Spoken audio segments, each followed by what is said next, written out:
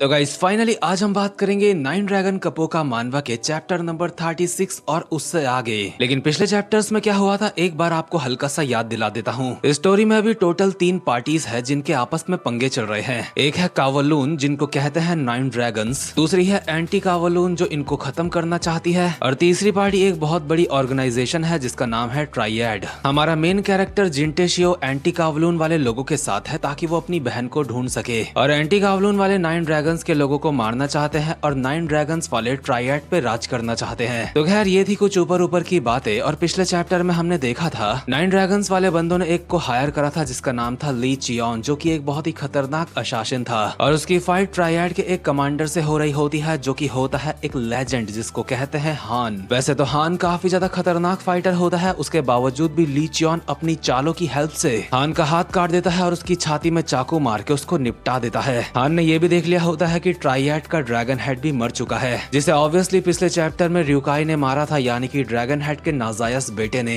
इसलिए हान अपनी आखिरी सांसें गिनते हुए अपने मन में कहता है, नहीं, क्या ये हमारे एरा का अंत है। इसके बाद वो ली चियोन को कहता है, अपने आप को ज्यादा गलतफहमी में मत रख, क्योंकि अगर कोई चीज ऊपर जाती है तो वो नीचे भी आती है। भले ही आज के दिन मेरा अंत तेरे हाथों लिखा है, लेकिन सिर्फ इस वजह से तुझे अपने आप पे बहुत घमंड नहीं करना चाहिए। जिस तरह से आज मैं मारा गया हूँ ऐसे ही तेरा भी एक दिन आएगा। लेकिन ली चियोन यहाँ से जाते जाते कहता है, मरते मरते भी फालतू की बात करके गया है बुढ़े। दूसरे सीन में हम देखते हैं र्यूकाई को जिसने अपने बाप को निपटा दिया होता है, और इतने में ही उसके पास डीमन ड्रैगन और शैडो ड्रैगन आते हैं जिनसे र्यूकाई यहाँ की सिचुएशन पूछता है। डीमन ड्रैगन र्यूकाई को बताता है कि हान मारा गया है और जो दूसरा कमांडर है वो भी अब कुछ नहीं कर पाएगा क्योंकि उसे ग्रेट ड्रैगन और लेजर ड्रैगन ने घेर लिया है, और कावलून वॉल सिटी के अंदर भी सब कुछ हमारे प्लान के हिसाब से चल रहा है, और अब इन लोगों को सिर्फ ट्राइएड पे कब्जा करना है। लेकिन र्यू एन अब भी जिंदा है, इसलिए र्यूकाई को उसको तो मारना ही पड़ेगा जिसके लिए वो तैयार है। इसके बाद हम देखते हैं कावलून वॉल सिटी का सीन, जहाँ पे ट्राइएड के बंदे खासकर नाइन ड्रैगन्स के बंदों को ढूंढने के लिए आ रखे होते हैं, लेकिन उनका सामना हो जाता है एंटी कावलून के बंदों से। और ट्राइएड के जो 2 कमांडर होते हैं अपने सामने वाले बंदों को देख के कहते हैं, क्या वो लोग नाइन ड्रैगन्स के लोग हैं? दूसरा कमांडर कहता है, इससे कोई फर्क नहीं पड़ता कि वो लोग कौन है, हम सिर्फ ड्रैगन हेड के ऑर्डर्स को फॉलो करेंगे, हमें यहाँ पे जो दिखाई देगा हम सबको खत्म कर देंगे।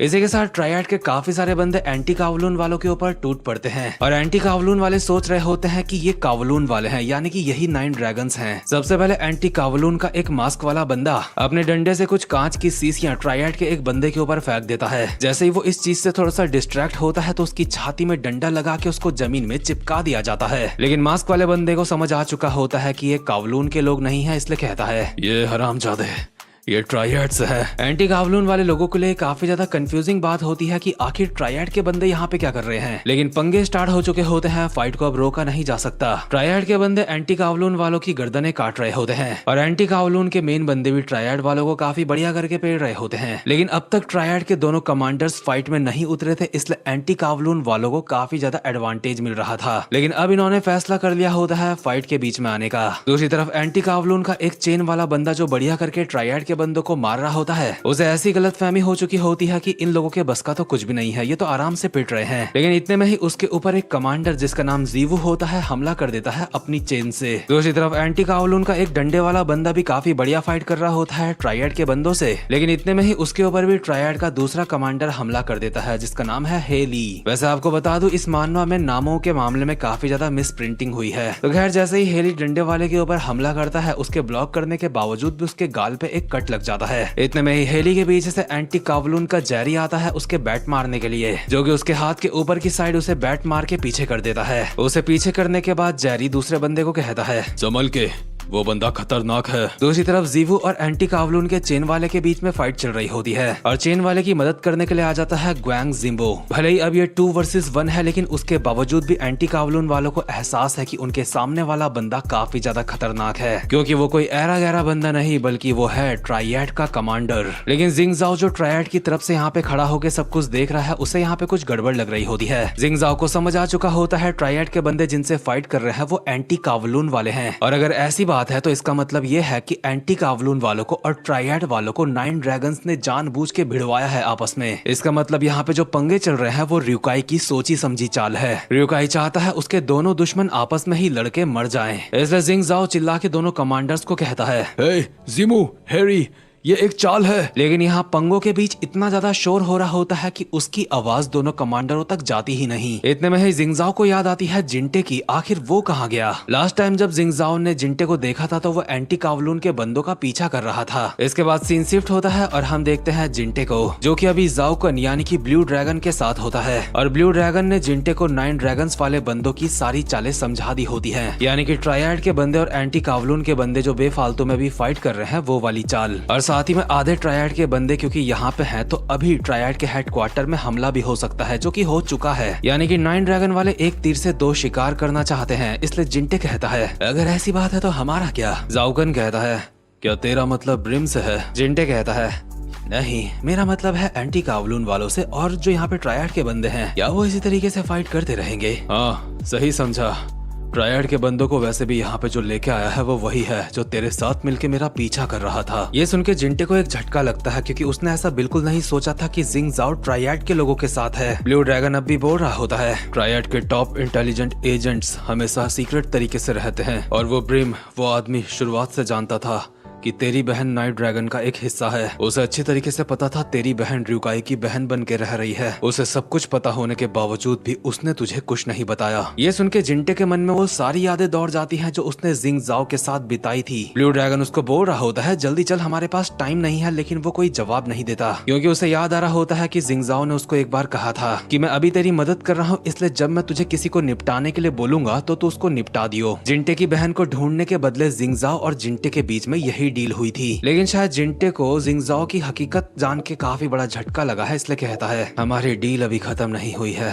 मैं वापस जा रहा हूँ। यानी कि जिंग जाओ का शायद सिर्फ कुत्ता बनाया जाने वाला है। लेकिन दूसरी तरफ एंटी कावलून और ट्रायड के पंगे अब भी चल रहे होते हैं। ट्रायड वाले एंटी कावलून वालों के ऊपर कहीं न कहीं भारी पड़ रहे होते हैं, और एंटी कावलून वाले भी अब तक समझ चुके होते हैं कि उनको किसी चाल में फंसाया गया है, और यहाँ पे वो ट्रायड के लिए किसी तरीके के शिकार की तरह है। ट्रायड के दोनों ही कमांडर काफी बढ़िया करके फाइट कर रहे होते हैं एंटी कावलून वालों के साथ। हालांकि एंटी कावलून वाले भी फाइट बैक करते हैं, लेकिन कमांडर्स काफी स्ट्रॉन्ग हैं। ट्रायड के कमांडर्स को देख के एंटी कावलून का जो मास्क वाला बंदा होता है उसको अपनी एक पुरानी बेकार सी याद आ रही होती है, जहाँ पे उसे और उसके साथ के एक बंदे को किडनैप करा गया था और उन्हें टॉर्चर करा जा रहा था। वहाँ से मास्क वाला बंदा ना जाने कैसे भाग गया था, लेकिन अभी प्रेजेंट मोमेंट में अपने मन में कहता है, मैंने सोचा था मैं भाग गया, लेकिन इसका सामना मेरे साथ दोबारा हो जाएगा, मुझे पता नहीं था। अगर मैं इससे भाग नहीं सकता तो मुझे इसे खत्म करना होगा। यानी कि पहले भी जो इसके और इसके साथ के बंदों को टॉर्चर कर रहे थे वो ट्रायड के ही थे, इसलिए अभी ये ट्रायड के कमांडर जिमू के ऊपर अपने डंडे चलाना स्टार्ट कर देता है। दूसरी तरफ हेली बढ़िया करके एंटी कावलून के 2 बंदों के साथ एक साथ फाइट कर रहा होता है। ना सिर्फ ये इन दोनों के हमलों से बच रहा होता है, बल्कि इन दोनों के ऊपर भारी पड़ रहा होता है। बल्कि दोनों ही एंटी कावलून के बंदों को लग रहा होता है अगर ये 2 ना होते तो अब तक ये इन्हें मार देता।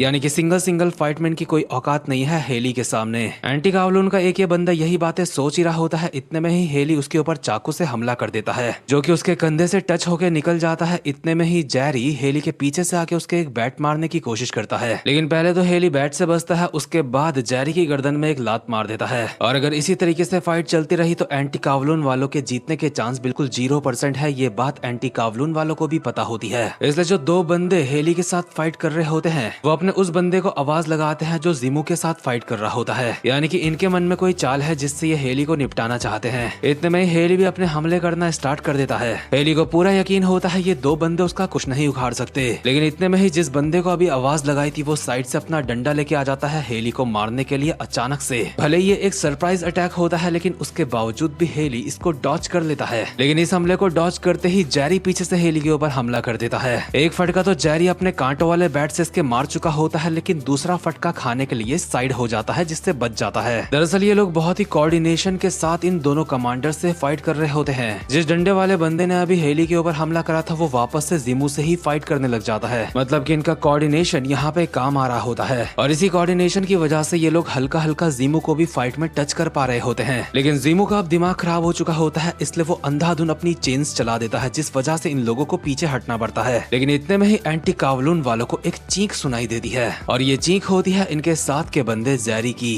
जिसे हेली ने चाकू घोंप के भगवान के पास पहुंचा दिया होता है और कहता है तो अब अगला कौन है। और ये जो यहाँ पे खून खराबा चल रहा है बगल वाली बिल्डिंग से, ये सब कुछ कोई देख रहा है। ये सब कुछ देख रहा होता है रेड ड्रैगन और कहता है तो मेरे इशारों में नाचना कैसा लग रहा है ब्रिम। और यहाँ पे ब्रिम का मतलब है जिंग जाओ से। इसके बाद सीन शिफ्ट होता है और हम देखते हैं ट्राइएड के हेडक्वार्टर का सीन। यहाँ पे 4 कमांडर में से एक कमांडर अब भी मौजूद होता है जो कि ड्रैगन हेड के पास जा रहा होता है, या फिर कहे ड्रैगन हेड की बॉडी के पास जा रहा होता है। इतने में ही 9 ड्रैगन वालों का एक छोटा सा छपरी साइड से उसके ऊपर हमला करने के लिए आता है, जिसके मुंह पे ये ऐसा थप्पड़ मार के साइड करता है कि इसके बाद ये जिंदगी में कभी नहीं उठेगा। लेकिन अब इस कमांडर को, जिसका नाम है लिंग यू, इसको घेर लिया होता है 2 ड्रैगन्स ने, यानी कि ग्रेट ड्रैगन और लेजर ड्रैगन। लिंग यून को बोलता है आगे से हट जाओ। ऑब्वियसली ये हटेंगे नहीं, इसलिए ये उनके ऊपर हमला कर देता है। लेकिन ग्रेट ड्रैगन ना सिर्फ इसके हमलों से बढ़िया करके बच रहा होता है, बल्कि इसके ऊपर बढ़िया करके हमले मार भी रहा होता है। और लेजर ड्रैगन भी पीछे से बहुत ही बढ़िया सपोर्ट दे रहा होता है ग्रेट ड्रैगन को। इन लोगों से थोड़े से फटके खाने के बाद लिंग यू अपने मन में कहता है अगर ये लोग अकेले मेरे साथ फाइट करें तो इनकी स्किल मेरे सामने कुछ नहीं, लेकिन अगर ये दोनों साथ में मिलके फाइट करते हैं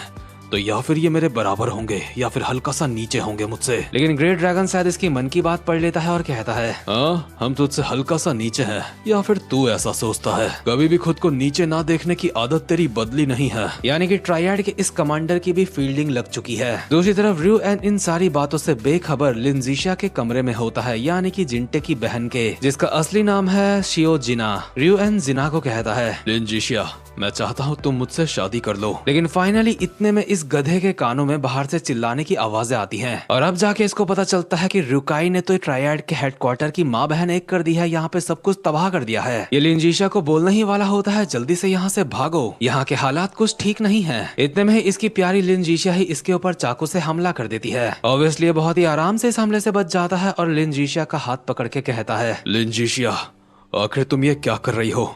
क्या तुम मुझे समझा सकती हो? मैंने कहा मुझे जवाब दे। ये लिनजीशिया यानी कि जिना को नीचे गिरा देता है और उसी का चाकू उसकी गर्दन में लगा के कहता है ये सब कुछ उसी हरामजादे का किया धरा है। मुझे बता आखिर र्यूकाई कहाँ है? मैंने कहा मुझे बता कुतिया आखिर र्यूकाई कहाँ है? इतने में ही र्यूकाई खुद ही यहाँ पे पहुँच जाता है एक दरिंदगी भरे चेहरे के साथ और कहता है तो तू यहाँ पे है, औरतों को लेके तेरी ठरक अभी कम नहीं हुई। खैर गलती तेरी नहीं है, क्योंकि जैसा बाप वैसा बेटा। इसके बाद सीन शिफ्ट होता है और हमें कुछ सालों पहले का सीन दिखाया जाता है, यानी कि लगभग वो वक्त जब जिंटे और जीना को किडनैप कर लिया गया था। उस वक्त जिंटे एक आम इंसान था और जीना को किडनैप करके अब किसी और जगह ले जाया गया होता है, यानी कि चाइना। यानी कि जीना और जिंटे इस वक्त तक अलग हो चुके थे। हम देखते हैं जीना एक काल कोठरी में बैठी भी होती है और एक मोटा अपनी पैंट की बेल्ट ढीली करते हुए उसके पास आता है और जीना का हाथ पकड़ के उसको अपने साथ कहीं पे लेके जा रहा होता है। लेकिन इतने में ही अचानक से उसके उस हाथ को कोई काट देता है और इस वक्त जिना की इज्जत और जान जिसने बचाई थी वो और कोई नहीं बल्कि था र्यूकाई। लेकिन इस वक्त तक जिना अपना सब कुछ खो चुकी थी, इसलिए उसके चेहरे में कोई रिएक्शन नहीं होता। लेकिन इसके बाद हम प्रेजेंट मोमेंट में आते हैं जहाँ पे र्यूकाई र्यू एन के पास आके कहता है तेरे अंदर की ठरक बिल्कुल तेरे बाप की तरह है। मैंने सोचा नहीं था तू मुझे इतना ज्यादा ढूंढ रहा होगा।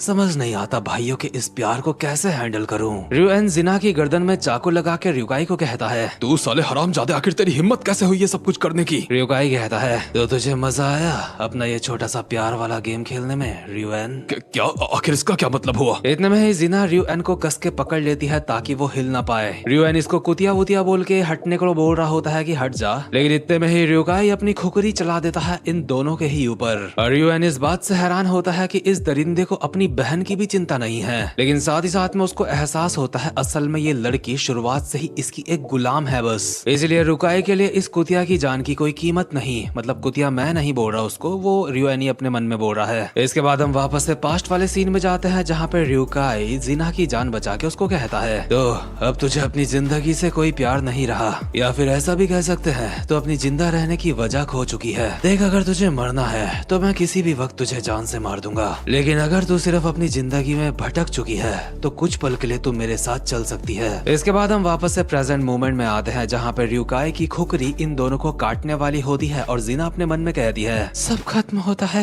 लेकिन मुझे अब कोई पछतावा नहीं। और जीना को अब कोई पछतावा इसलिए नहीं होता क्योंकि मरने से पहले उसने फाइनली अपने भाई को देख लिया था। भले ही उसने कार के अंदर से हल्की सी झलक देखी थी अपने भाई की, लेकिन कम से कम देख तो लिया इतने सालों के बाद, इसलिए बेचारी अब मरने के लिए तैयार होती है। लेकिन मैं सोच रहा हूँ जब इसके भाई को पता चलेगा कि कोई इसको काटना चाहता था, उस वक्त इसका भाई किस किस एंगल से उन लोगों को काटेगा वो लोग सोच भी नहीं सकते, क्योंकि जिंटे शियोका अब इस दुनिया में अगर कोई बचा है तो वो है उसकी बहन। लेकिन प्रेजेंट मोमेंट में अचानक से ही र्यूएन अपना चाकू बीच में ले आता है, जिस वजह से ये दोनों र्यूकाई के हमले से बच जाते हैं। वैसे इनके चाकू टकराने से पहले ही र्यूकाई ने अपना चाकू रोक लिया था, क्योंकि उसको एहसास हो चुका है यहाँ पे कोई और भी है। इतने में ही दरवाजा तोड़ के र्यूएन का एक बॉडीगार्ड अंदर घुस जाता है, जो अपने चापर से हमले शुरू कर देता है र्यूकाई के ऊपर। र्यूकाई इसके हमलों को ब्लॉक कर ही रहा होता है, इतने में दूसरा दरवाजा टूटता है और दूसरा बॉडीगार्ड भी अंदर आ जाता है, जो कि र्यूकाई के ऊपर एक कट भी मार देता है। और र्यूकाई भी वापसी में इसकी टांग में लात मार के उसके ऊपर खुकरी चला देता है। लेकिन इस सब के बीच में उसका बैलेंस हल्का सा बिगड़ता है और वो पीछे जाके गिर जाता है। और दोनों बॉडीगार्ड र्यूएन को कहते हैं यहाँ पे सब कुछ तबाह हो चुका है, इसलिए प्लीज आप यहाँ से जाओ, क्योंकि हम दोनों भी इस बंदे को ज्यादा देर तक नहीं रोक पाएंगे। र्यूकाई जीना को लेके यहाँ से जाने लगता है, और क्योंकि र्यूकाई ने जीना के ऊपर खुकरी नहीं चलाई थी इसलिए वो जाते जाते कहता है र्यूकाई